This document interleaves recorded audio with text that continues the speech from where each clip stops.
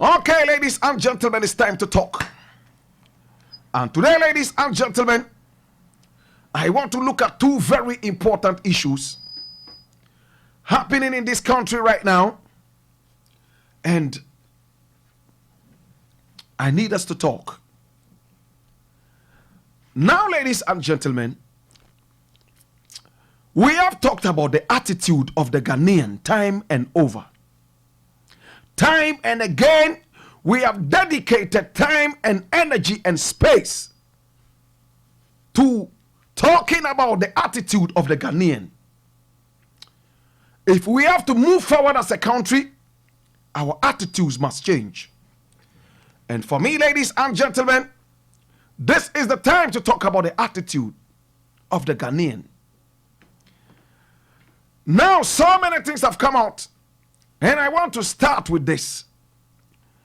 Now, a few days ago, I was in London, and I was invited, ladies and gentlemen, to the BLAKK inauguration. It's supposed to be an organization to fight against corruption in Ghana. It is supposed to unite Ghanaians home and abroad, and right after that, extend to other parts of Africa. And historically, Ghanaians have been so good in doing some things like this. If you read history, you get to know that Ghanaians started a lot of these activities in the past. Most of them excelled in building up Ghanaian communities in so many different countries. Ladies and gentlemen, so it was an initiative that I applauded and I wanted to be part of. I flew to London, ladies and gentlemen, and then the program was supposed to start at 5 p.m. On my arrival, though tired, we had a radio interview which was beautiful and nice to talk about BLAKK. For me, it's one of the best initiatives that anybody can have. Ladies and gentlemen, the first time in contemporary times that Ghanaians have decided that enough is enough, and they want to start with London, the UK, and build it up from bottom up, fighting corruption in our cancerous country. Now, after the radio interview, it was very beautiful. I caught a quick rest later in the night, and on the day of the event, ladies and gentlemen, program was supposed to start at 5 p.m. I was at the venue at 5 p.m. In fact, earlier, because I was supposed to do a quick sound check.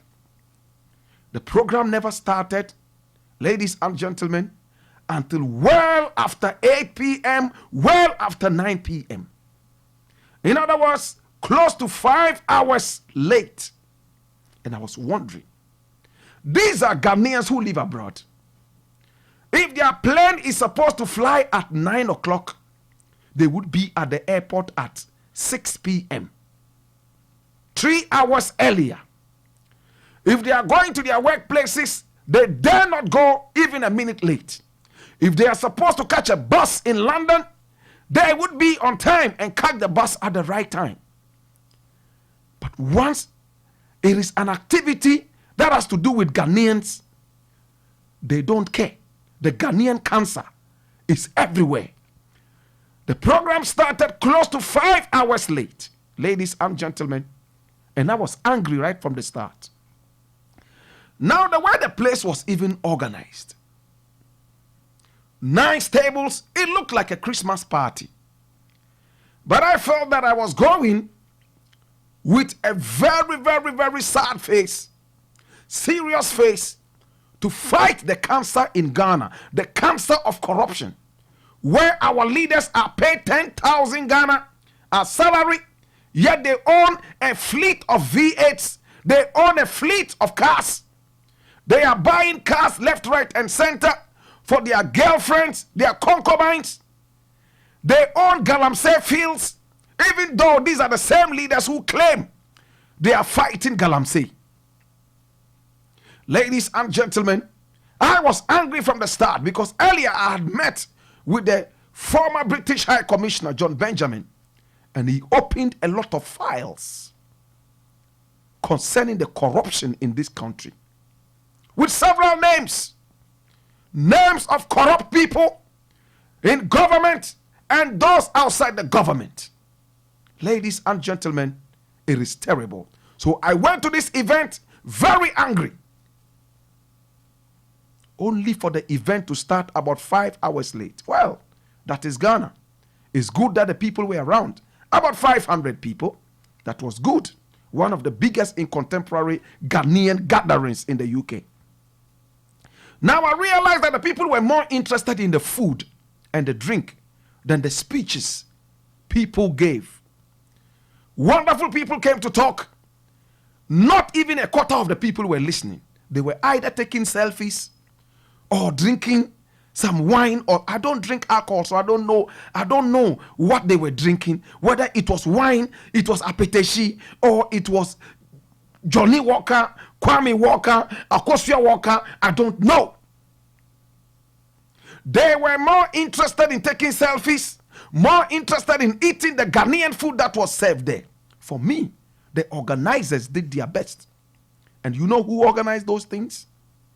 It was a barber and a car wash.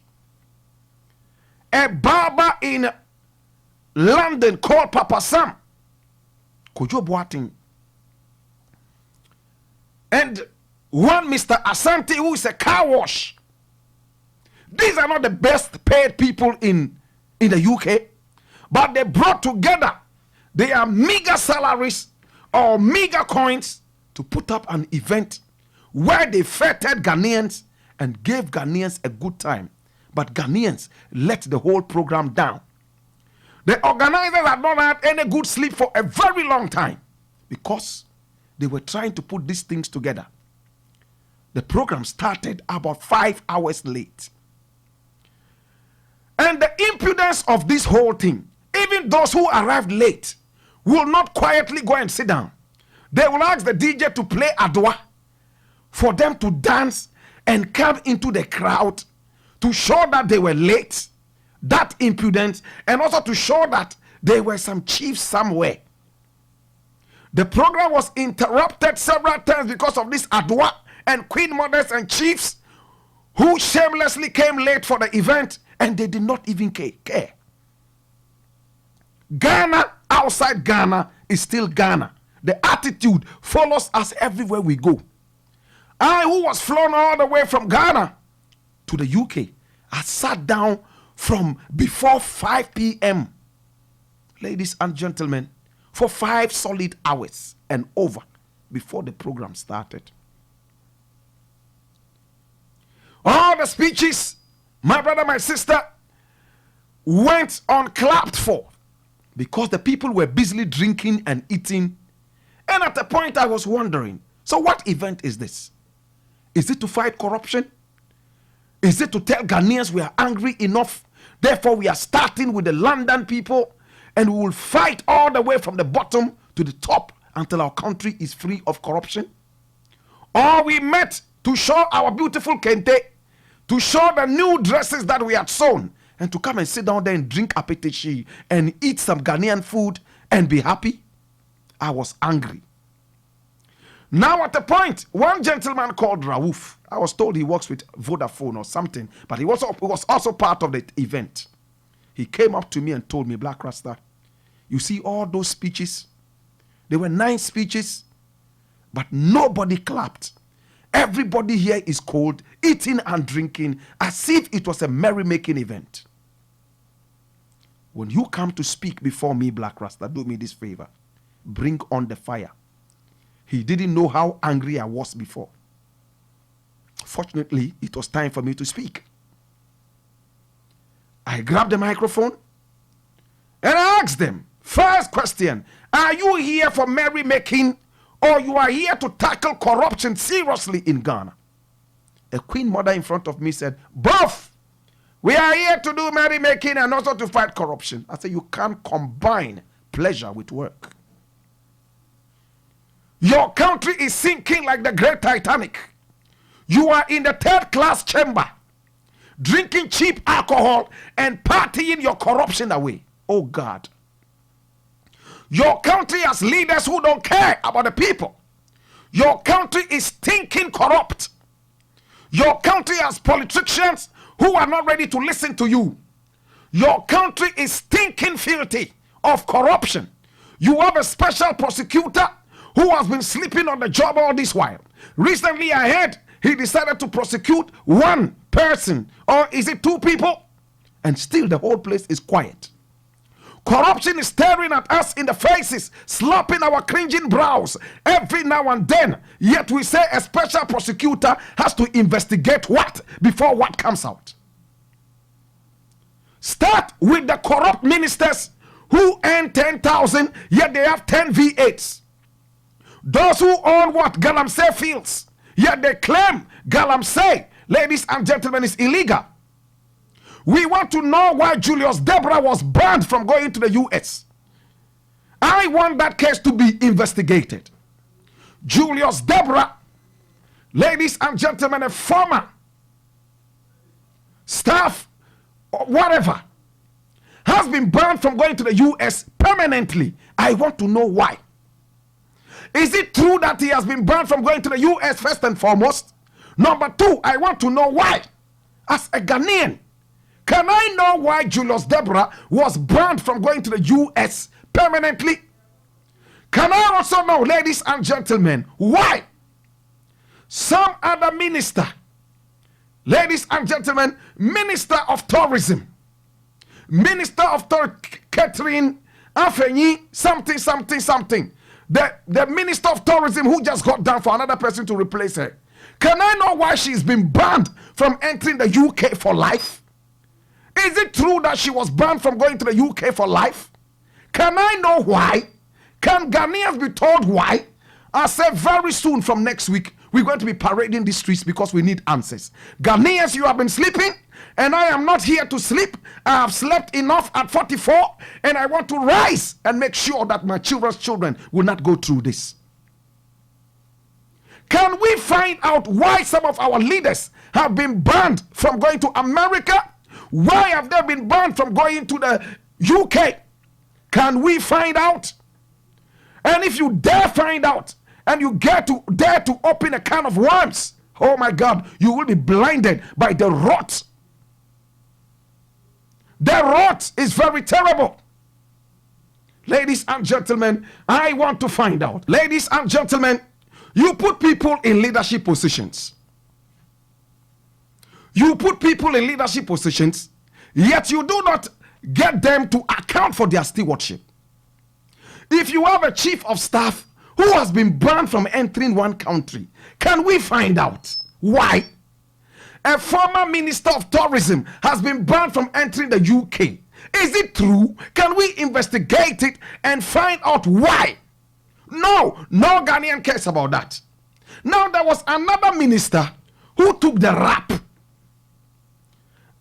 ladies and gentlemen. And what was the rap?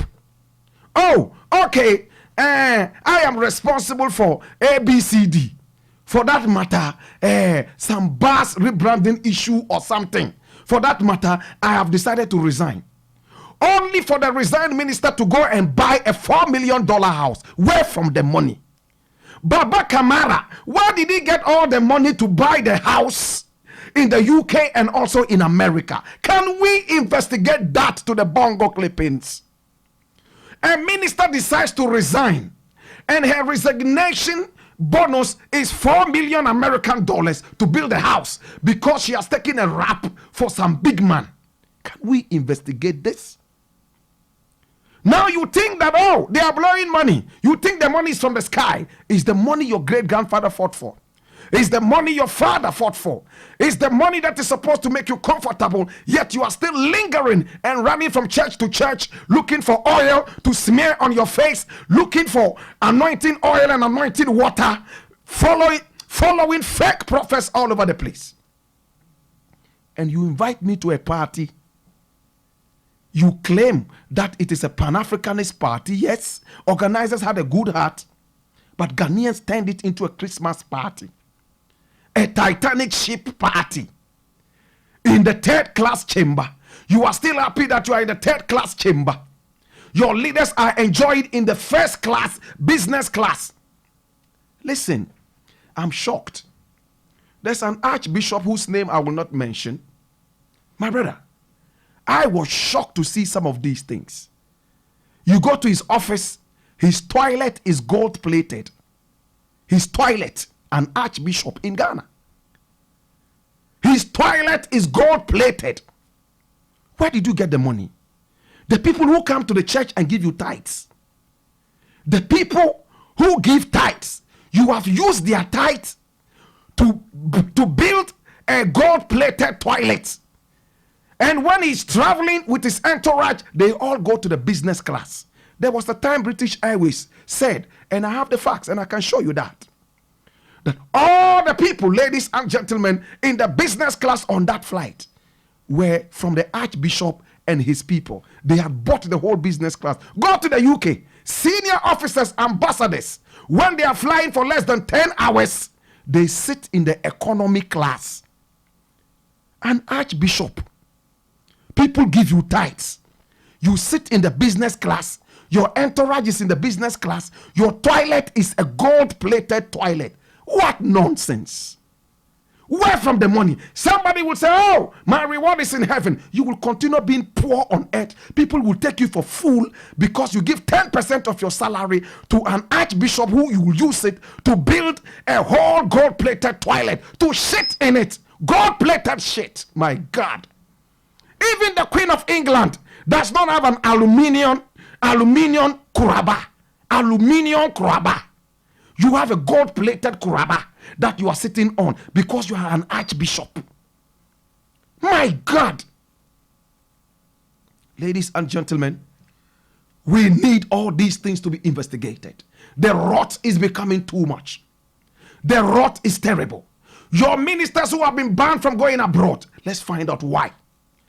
Now that MP who also took his daughter out and he claimed the daughter was missing, can we find out if they have found the daughter now? Is she ready to come home?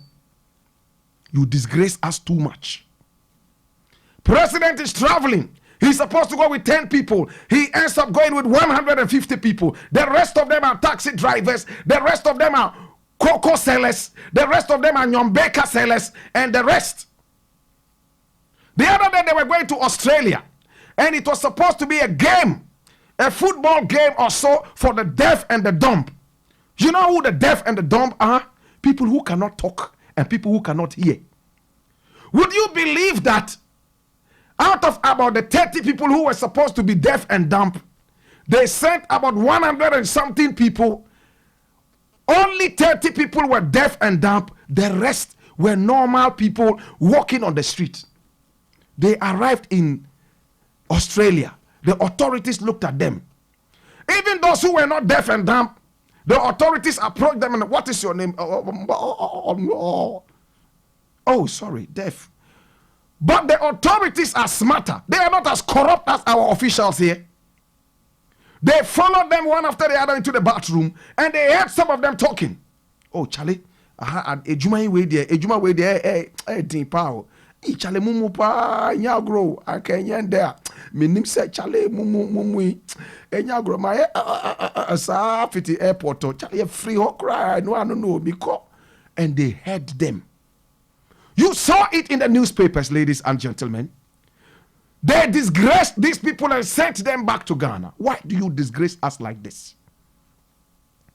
Why? You have made your country hell. Your own indigenous cannot stay in this country. You have made it hell.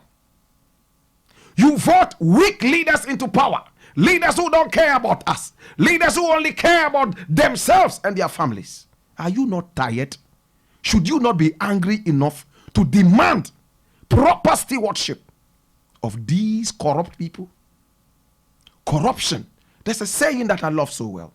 That the people are only corrupt to the extent that the law allows them or the country allows them to be. If your country is against corruption and fights corruption seriously with the laws, there wouldn't be corruption. But if it is allowed, it will continue. Ladies and gentlemen, I didn't intend to prolong this. But I would like to also say I hear Nigerians are being targeted in this country. I hear that in Kumasi, Swami, people have targeted Nigerians, breaking their shops and taking their goods and beating them up. What a shame, Ghana. What a crying shame. They did it to you in South Africa. You cried like crybabies. Today you are doing it to Nigerians. Today you are calling them armed robbers and thieves. Should you fight crime, or you should fight what? Crime is crime. Crime has no face. Whether it's a Nigerian or Togolese, crime is crime. Deal with the crime and stop the nomenclature. I said deal with the crime and stop the nomenclature. Ladies and gentlemen, a criminal is a criminal. Crime is crime. It doesn't matter whether it's a Nigerian criminal, Ghanaian criminal, Portuguese criminal. Who are more criminal than the Chinese in this country? Who are more criminal than all those people who come from those other places and come here and deal in criminal activities in this country? How many rosewood have the Nigerians cut down? How many galamsey fields do Nigerians have in this country? How many rosewood have the Nigerians cut in this country? How many V8s do Nigerians drive in this country? How many diamond watches do Nigerians wear in this country? Are Nigerians responsible for the doomsaw in this country? Of course, if there is crime, you deal with crime and don't deal with nomenclature. Don't go around putting names on crime. Nigerian thief, Nigerian armed robber, and any frustrated Ghanaian can pounce on any Nigerian and beat this person up. This is xenophobia. This is xenophobia. Oh, the Nigerians are kidnapping. Oh, the Nigerians are faking what currency. It doesn't matter whether it's Nigerian or Togolese. Let your laws work. Your crying, shameful laws, let them work. We were here when a whole MP carried marijuana all the way to England. You sat down and let this guy go through. He returned to Ghana, ladies and gentlemen, and he says he wants to be an MP again, or he wants to stand for some political party, whatever. Have you all forgotten about Amoating, or what's his name? They say we should call those people honorables. Today, let them arrest one person smoking weed. Amoating will be the first person to slap this person 20 times. Meanwhile, he's a ganja farmer himself. An MP carried marijuana all the way to London, was arrested and jailed like a common criminal. Did they say Ghanaian criminal? Did they say that? A criminal is a criminal. The moment you start, in fact, giving criminal activities names, you are doomed. Police, deal with the issue. I thank you. God bless you. This has been the Black Pot. And I got a king sat up on the throne of Ethiopia. Through the Marcus Mahadara to Atsuma. Salam Naju. Greetings. Black Rasta alongside Jamba. 400 years, 100 millions and many more. We were back like fish in a cannon shifted of Guinea shores. Yeah. They took black magic and Ashanti's golden stool. Oh yes, we wrecked the plantations and never get no pay. It's a full time now, we set to the score. Yes, a full time now, black people should know. Africa, you're not royalty. Africa, you're not royalty. Mama Africa, you're not royalty. Africa, you're not royalty. You see, a nation without any mystery is like a tree without roots. That kind of tree could never bear no fruit, Mama Africa. Before we dance abroad, we got to learn to dance a yard. Divide and rule could only tear us apart. The time has come for I and night. Hakuna Matata, make we stop all the fight. Been through the struggle and washed down the drain.